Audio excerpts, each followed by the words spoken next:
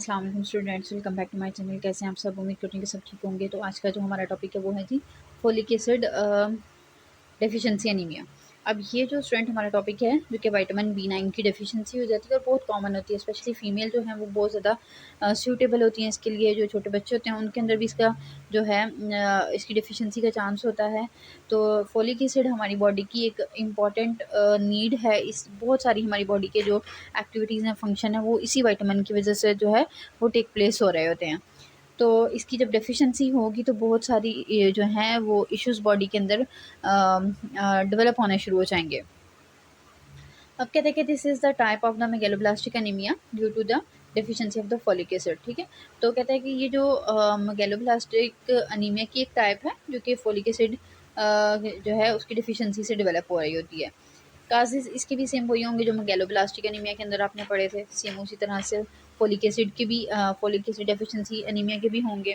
Clinical feature की बात करते हैं तो कहते हैं patient with the folic acid deficiency में बी एसिम्प्टोमेटिक। पेशेंट जो है वो एसिम्प्टोमेटिक भी हो सकता है, यानी उसको कोई भी सिम्टम नहीं आ रहा होगा। If the deficiency of folic acid is severe, अगर डेफिशिएंसी बहुत स्वीयर होगी तो ही में present a complex clinical picture. तो उसके जो सिम्टम है वो थोड़े कम्प्लेक्स होंगे, पेचीदा होंगे।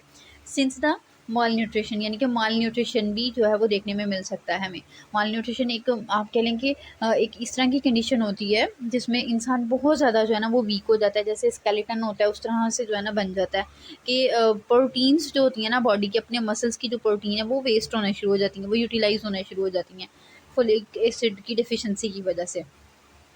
That is responsible for the folic acid deficiency. ठीक है, जो कि फोलिक एसिड की डिफिशेंसीज के लिए रिस्पॉन्सिबल होती हैं। And also produce other deficiencies as well, और उसके साथ साथ कहते हैं कि और बहुत सारी डेफिशिएंसीज हैं जो कि हमारी बॉडी के अंदर प्रोड्यूस हो जाएंगी।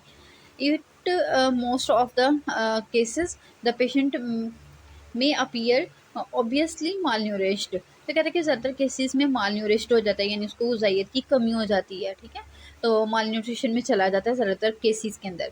The onset of anaemia is associated with the non specific symptom. कहते हैं कि ये जो अनीमिया है, ठीक है, फोलिक एसिड अनीमिया, इसका जब ऑनसेट होता है यानी जैसे ही ये बीमारी जो है या ये कंडीशन पेशेंट को लगती है तो उस कंडीशन में कुछ ख़ास तरह के सिम्टम नहीं आते, बहुत कॉमन से हमें आएंगे। जैसे उसको वीकनेस होगी, उसका वेट लॉस होगा, ईजी फटीग यानी बहुत आसानी से थक जाएगा। And some patient also give the history of lack of concentration.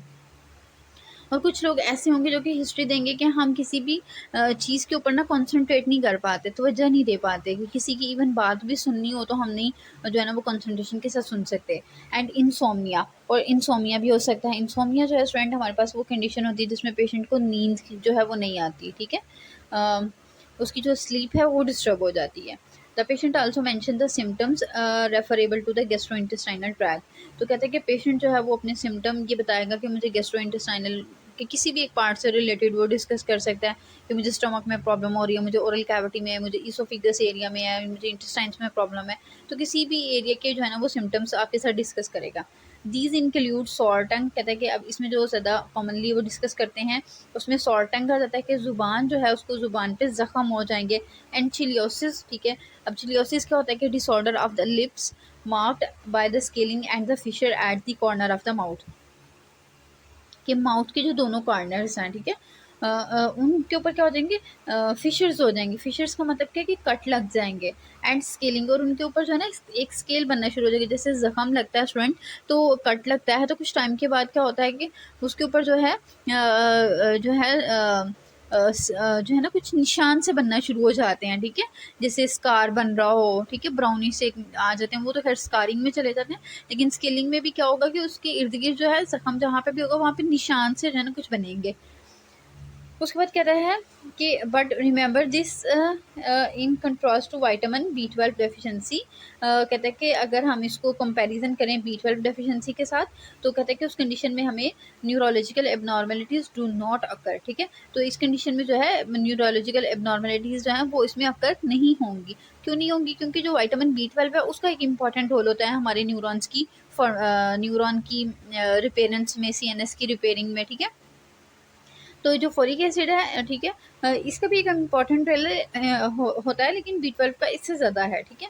तो अगर तो फोलिक एसिड की डेफिशिएंसी होगी तो फिर न्यूरोलॉजिकल एबनॉर्मलिटीज़ हमें नहीं देखने को मिलेंगी, लेकिन हमें गैस्ट्रोइंटेस्टाइनल ट्रैक्ट के सिम्टम जो है ना, कुछ कॉमन सिम्टम वो हमें देखने को मिलेंगे। लेकिन अगर B12 की भी डेफिशिएंसी होगी तो फिर उसकी वजह से न्यूरोलॉजिकल इश्यूज़ भी हमें जो है वो हमारे काउंट में आएंगे। उसके बाद ट्रीटमेंट है, तो कहते हैं कि this anaemia is treated by giving daily dose of 5 milligram of folic acid hourly. तो हमने इसमें जो है ना ऑरली पेशेंट को क्या करना है, 5 मिलीग्राम फोलिक एसिड देना है डेली।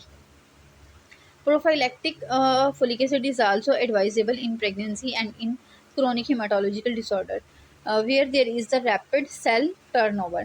अब कहता है कि प्रोफाइलेटिकली, यानी प्रोफाइलेटिकली का मतलब क्या है कि हम डिजीज से बचाव के लिए, मतलब अभी प्रॉब्लम हुई नहीं है लेकिन हो सकती है, तो उसमें हम जो है वो फोलिक एसिड को एडवाइस कर सकते हैं प्रेगनेंसी के अंदर। और कुछ क्रोनिक जो हिमाटोलॉजिकल डिसऑर्डर्स होते हैं, यानी खून के जो डिसऑर्डर हैं, खून की बीमारियां कुछ लोगों को होती हैं, तो उन जिनके अंदर जो है ना, मतलब सेल बनते हैं लेकिन साथ ही वो डेड हो जाते हैं, ठीक है।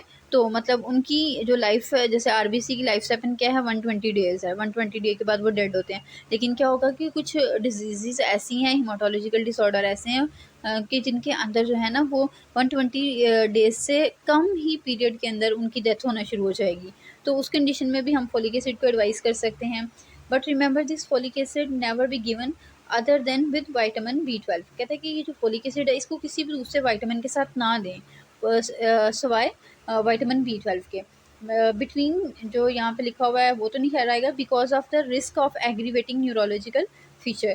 तो कहते हैं उसकी रीज़न क्या है कि ये अगर आप किसी और विटामिन के साथ देंगे तो उस कंडीशन में न्यूरोलॉजिकल जो सिम्टम्स हैं, ठीक है, वो एग्रीवेट कर सकते हैं, ठीक है। वो मतलब आपको अपने सीएनएस से रिलेटेड कुछ सिम्टम्स आना शुरू हो जाएंगे, बढ़ जाएंगे आफ्टर विटामिन B12 डिप्लेशन, कि विटामिन B12 की डिप्लेशन होगी और साथ में न्यूरोलॉजिकल सिम्टम जो है वो आने शुरू हो जाएंगे, वो ज़्यादा शिद्दत के साथ आएंगे अगर आप इसको विटामिन जो है B12 के अलावा किसी और विटामिन के साथ सजेस्ट करेंगे। यानी कि अगर बॉडी के अंदर विटामिन B12 की डेफिशिएंसी है तो आप फोलिक एसिड को विटामिन B12 के साथ ही दें, किसी और विटामिन के साथ ना दें।